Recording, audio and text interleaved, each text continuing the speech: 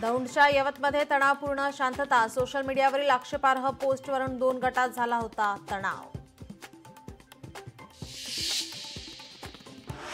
शेतकरी कामगार पक्षाचा आज 78वा वर्धापन दिन सोहळा। वर्धापन दिन सोहळ्याला राज ठाकरेंची असणार प्रमुख उपस्थिती।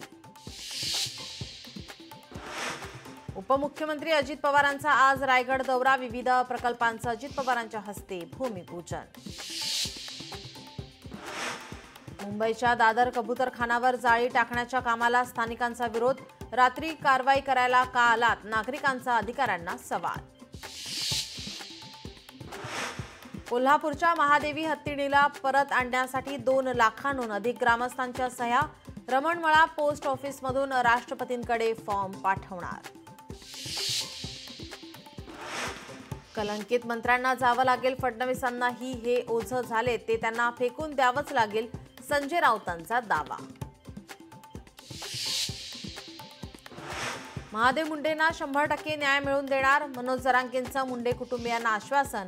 8 दिवसात आरोपीला अटक न झाल्यास बीड बंदचा दिला इशारा। 71व्या राष्ट्रीय चित्रपट पुरस्कारांची घोषणा। राणी मुखर्जींना उत्कृष्ट अभिनेत्री पुरस्कार। बेस्ट चिल्ड्रन फिल्म म्हणून नाळ 2 चित्रपटाला पुरस्कार जाहीर।